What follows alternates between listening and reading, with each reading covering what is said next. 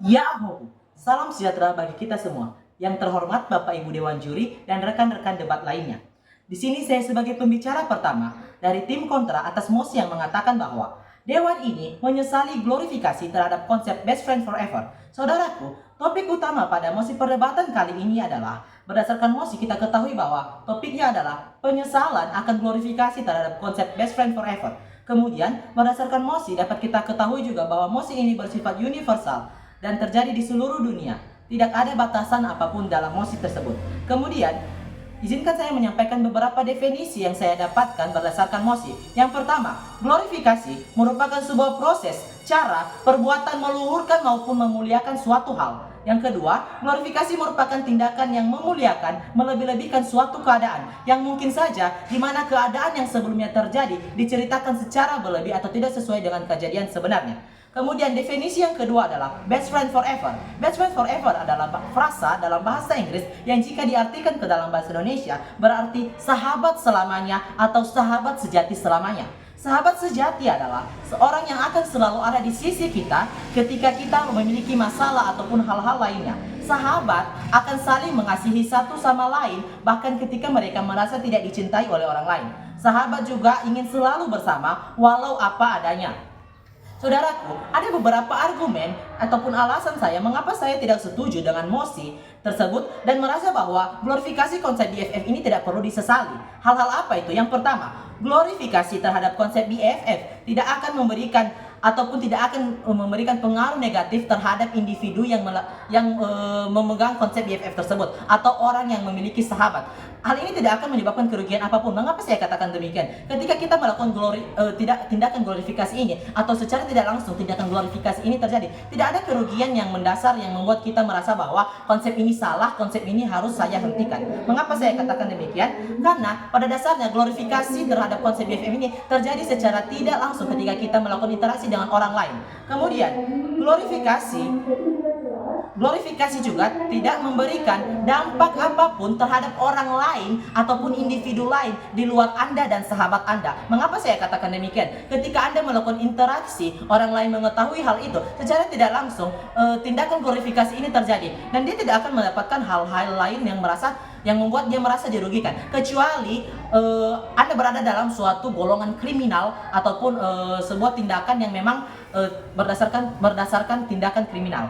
Kemudian saudaraku, ketahui bahwa pada hakikatnya manusia adalah sebagai makhluk sosial, yang artinya manusia sebagai warga bermasyarakat yang tidak dapat hidup sendiri dan membutuhkan manusia lain. Dan di sini konsep BFF dapat kita representasikan, di mana sahabat dapat sebagai orang yang membantu kita untuk melalui kehidupan kita, di mana mereka bisa menjadi orang-orang yang dapat membantu kita untuk mendapatkan kebutuhan kita dan menggunakan hal-hal hidup kita sebagai makhluk sosial. Kemudian saudaraku, ketahui bahwa BFF sebagai sahabat merupakan orang yang akan mensupport kita baik dalam bentuk moralitas maupun finansial. Mengapa saya katakan demikian? Ketika kamu bersahabat, dia akan memberikan afirmasi-afirmasi positif kepadamu, pengaruh-pengaruh positif yang akan berdampak pada moral. Juga hal-hal dalam finansial. Ketika kamu memiliki hal-hal kebutuhan yang mendesak,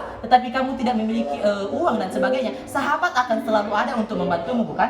Kemudian saudaraku, ketahui bahwa menurut Willard W. Hartog pada tahun 1997, sahabat menumbuhkan harga diri, rasa sejahtera, bersosialisasi satu sama lain, dan saling mendukung menghadapi transisi dan tekanan hidup. Saudaraku, sahabat menumbuhkan harga diri dan rasa sejahtera. Mengapa saya katakan demikian? Kita membutuhkan sahabat sebagai orang terdekat kita di luar keluarga ataupun mungkin orang-orang lain. Mengapa saya katakan demikian? Mungkin ketika bersama keluarga ada batasan yang kita miliki secara pribadi untuk dapat terbuka. Tetapi ketika bersama sahabat, mungkin kita berada dalam golongan yang sama. Kita memiliki jenis kelamin yang sama, perasaan yang sama, kisah hidup yang sama, hobi yang sama. Ini akan memudahkan kita untuk bercerita, memudahkan kita untuk mendapatkan harga diri dan rasa sejahtera kita ketika kita bersama dengan sahabat kita yang mungkin memiliki banyak kesamaan dengan diri kita sendiri. Kemudian, sahabat bersosialisasi satu sama lain. Hal ini merupakan hal positif, sebagaimana sudah saya katakan sebelumnya bahwa manusia adalah makhluk sosial.